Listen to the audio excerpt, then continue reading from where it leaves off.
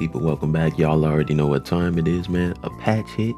Y'all know what we do. Let's talk about it. Let's get straight into it, man. So let's read these cards, brother. Professor X lost 2 power, which is insane.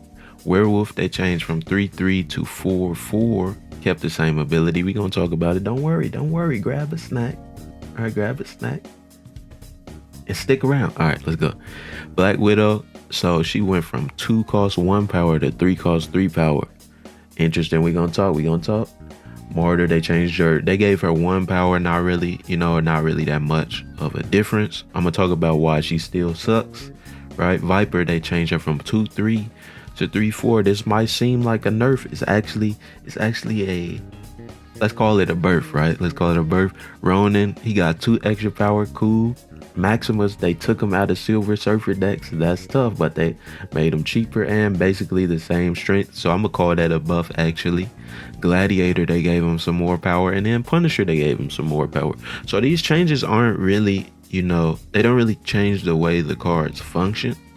So it's not really that much to talk about from that aspect, but we're still gonna go through all of these and talk about, what I think of these changes, right? But let's go ahead and read why they changed Professor X. Why they took away 2 power from him.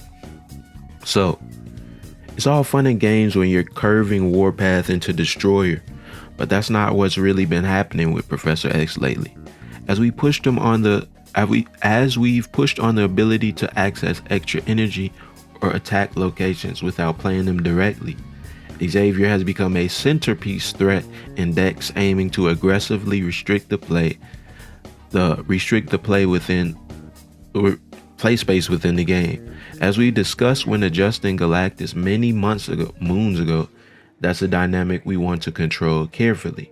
Professor X decks are especially effective at preying on metagames in flux or certain featured locations. Those are both times when we prefer players focus on the excitement of what's possible versus insulating themselves from the threat of a lockdown location. For now, we're addressing that problem with a power reduction that we hope is stern enough to make players try harder to threaten these kinds of wins. It's interesting, man. I didn't really see, the lockdown archetype as that irritating or is that overpowered to fight against, right? Y'all let me know what y'all think, man. I thought Professor X was cool, right? I feel like you can really tell when he was going to be played, especially if somebody had, they had like a Daredevil on the board, right?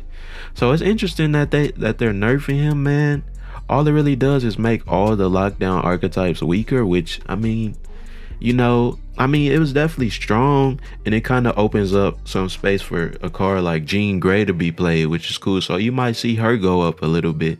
But nah, this is tough, man. I thought Professor X was fine. It is what it is, man. If y'all hate lockdown, y'all let me know in the comments, bro. But yeah, man, y'all pour one out for Mr. Xavier, man. That's tough. That's very tough.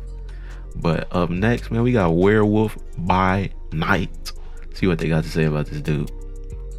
Like Darkhawk, Werewolf by Night offers a few different decks as an early source of pressure that's hard to compete with. Werewolf's also a card that's hard to master, requiring players to navigate how to best leave open spaces at their locations in order to maximize power, and then the number of locations played Werewolf can threaten. That's strong enough that some Silver Surfer decks have even cut Brood. When a card's strength is enough to unseat foundational cards and other archetypes, that's usually a bit much.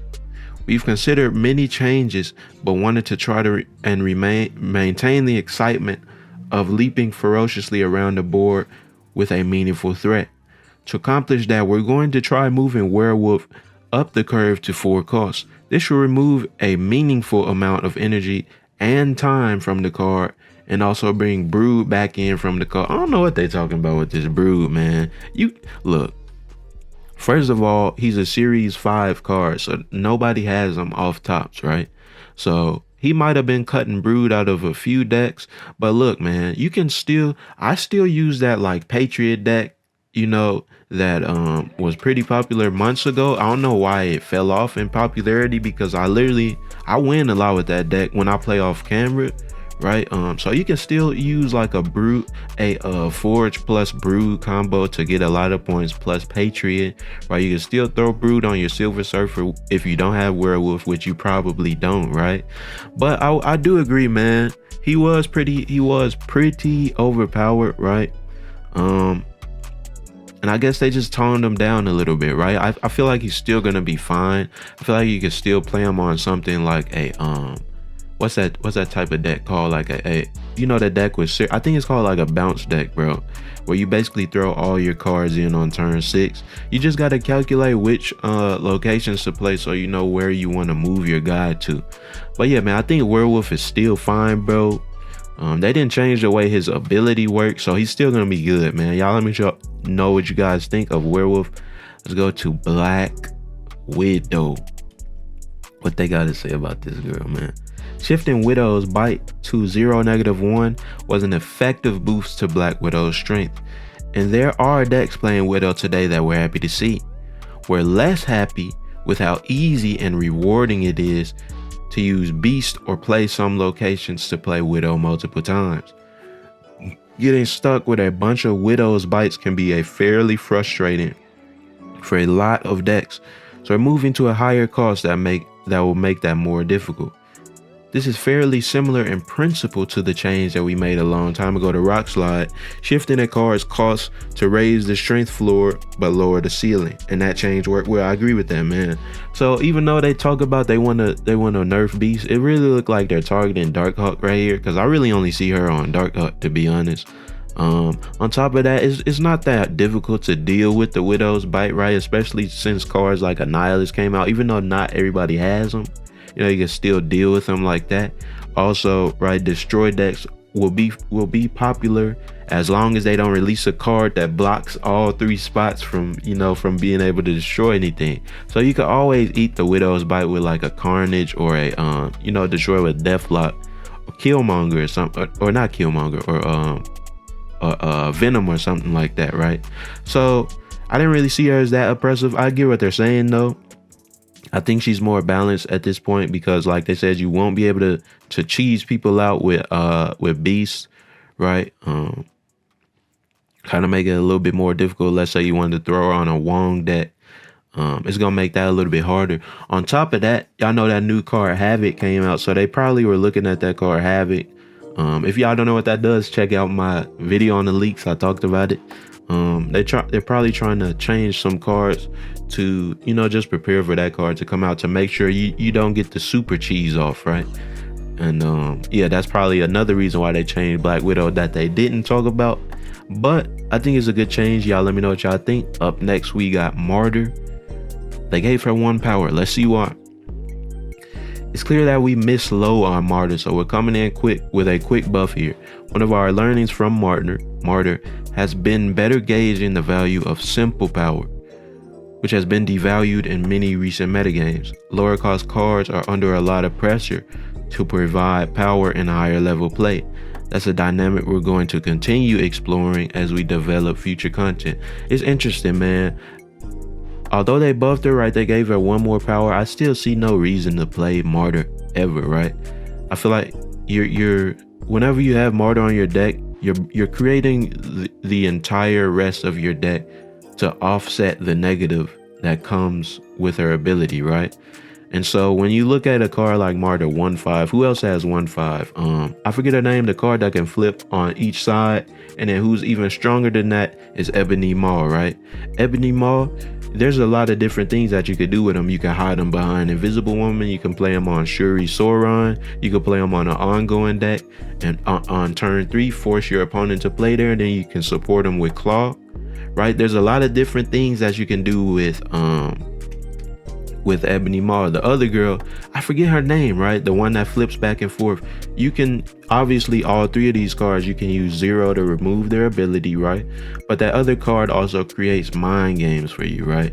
So your opponent, even though they might end up getting her power, they're still, you don't have to change your entire deck to be able to support her. right? You can fit her onto certain decks. You know, if you got to use her brain for her, I'm gonna be honest with you. And then Ebony Maw is a little bit easier to use. But Martyr, you really look, man. You can really only use her on like a junk deck or something that you want to fill all locations with, right? If you're gonna use her alongside Zero, at that point you might as well just use Ebony Maw and just run a Shuri Sauron or a Zero deck with like a Tuma or something like that, right? So it's really not worth it to use her, bro. Even if you have like a move deck and you trying to do something cool with what's his face, with Craven, right? You make sure, I don't know, that you're winning at that location, or that you're it like her ability is just bad. You know what I mean? So like I said, man, there's really no reason to use her. Y'all let me know what y'all think. It's a cool buff, right? I mean, it definitely means something to her, but it means nothing to the rest of the game, right? I think that's the perfect way to put it. So y'all let me know what y'all think of that change. Up next, we got Big Viper, one of my favorite cards. They changed her. Let's see why. Between Annihilus, Selene, and our changes to Luke Cage, decks focus on gumming up the enemy side of locations with bad cards have received a lot of new tools. As the deck gains options, sometimes it's interesting to look at the shifting around the existing pieces to see where the play pattern could change. Viper's not a problematic card. Our goal isn't a nerf, but a change. Like I said, man, they changed her. And 3-4 is interested in that regard. However, our motivations for this change are largely an abundance of caution around Havoc. We tried some 3 turn 4 Viper on Havoc ourselves, and it didn't impress. But a lot has changed since then. Loki and Elsa are weaker. Luke Cage provides less certain protection for Havoc.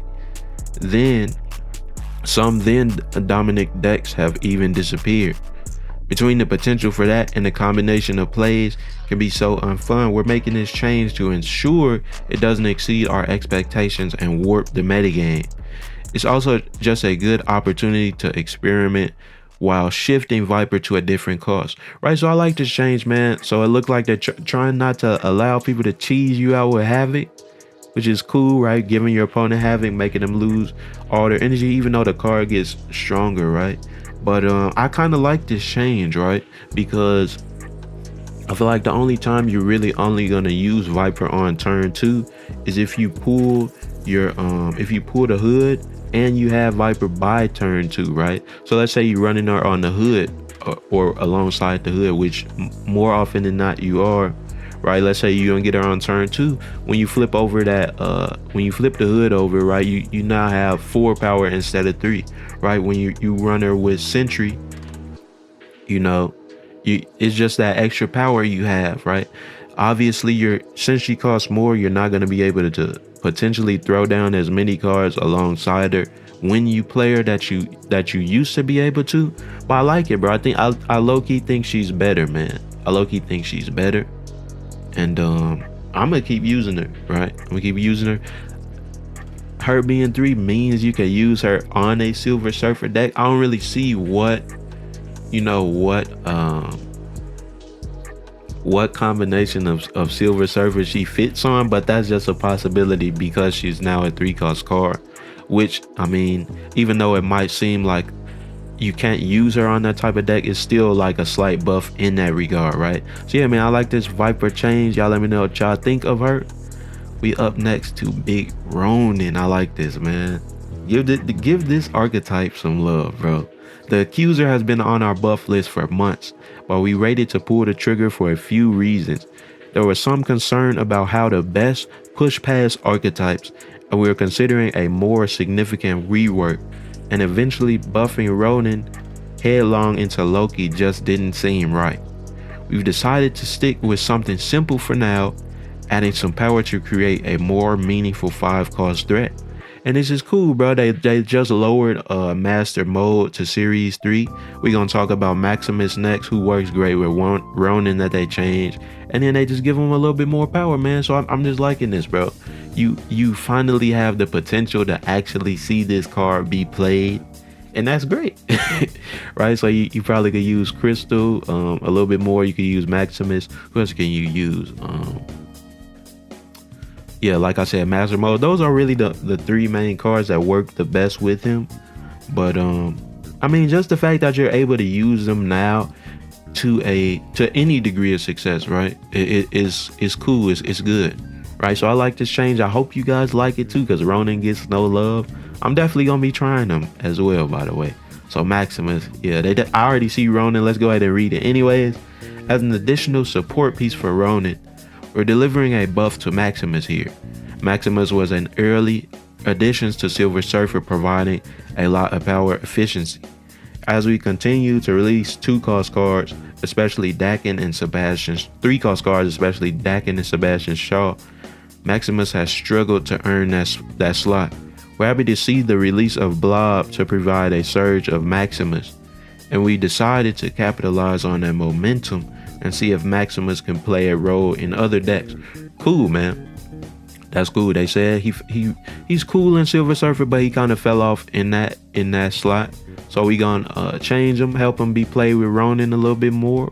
We gonna see what else he could do. That's cool. I like it.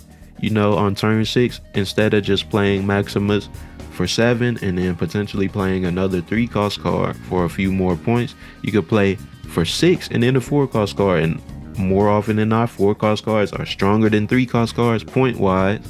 So you're gonna be able to get a lot more mileage out of Maximus in that regard, bro. It's cool. I like it. I hope you like it. Let's talk about Gladiator, man. I thought Gladiator was fine already, but let's just see why they felt the need. This is a very similar change to the one we're making higher up to Martyr. Gladiator has been more successful than Martyr, but it seems like there's still a lot of room to improve here. In addition to generally improving the card, moving Maximus out of the 3-cost slot will create a void for some Silver Surfer decks that didn't want to access a large amount of power on demand. That's an opportunity for Gladiator to flex some muscles. I get it, but I mean, he was already just as strong as Maximus, so they could really play the same role on that deck. So I don't really understand their reasoning for buffing him. I feel like he was already fine. Granted, a lot of people didn't have him, given the fact that he's a Series 5. But look, man, just the simple fact of being able to give yourself 7 points, which what he used to give, and potentially destroy, your opponent's card. His ability and his power was already great. He's just better now. I mean, I like it. I just don't understand why they did it, right? Because you're more than likely you're either running him on a destroy deck. You can run him on Silver Surfer for the same reason you put Maximus on there, right? And on top of that, you're definitely gonna be running him with Shang-Chi, right? So more often than not, any card that's not gonna be destroyed by Gladiator, it's more than likely gonna be destroyed by Shang-Chi. There aren't that many, cards that are in between the 8 to 9, the 7 to 9 slot that wasn't going to be destroyed by both of those cards, right? So I feel like you had no problems using him earlier. Obviously he's just better now, right? It's just that simple. He's just better now, and he'll see even more play. But I mean, I like it. Y'all let me know what y'all think, as always, because we on to the last card, Big Punisher. Let's read up on this sorry excuse of a card, bro. Punisher has been unnecessarily weak for a while. That's y'all's fault, bro. However, as a part of the new player experience, we need to be careful about how we adjust the card. For example, a 2-cost version would necessitate shifting some other piece of early game content to a 3-cost. Even with that restriction, adding a single power is basically free and should just make the card a more fun game piece. I like how they it's not better, it's just more fun to use. I mean, it's better, I feel like you're still not going to use Punisher though at the end of the day. So now instead of maxing out at 3.6, he maxes out at 3.7, which is pretty good. With no drawback, right? Because you can still use them with Onslaught. You can still use them with Spectrum, right? But I feel like there's just so many more, there's just so much better ongoing cars that you can use. There's so much better 3-cost cars that you can use that he probably still won't see any more play, to be honest with you guys. And that's just the reality of it. I hope people use them. I might have to make a video on this car, but it's Punisher, bro. Like at the end of the day, bro, like, you know what I mean? Card ain't it, bro. But that's gonna be the end for this balance update video. Hope y'all enjoyed, man. Here go all the cards once again. Y'all let me know what changes you care about the most. And that's it, man. Hope you guys enjoyed. Like, comment, subscribe. We're on the road to 1,000. See y'all next time.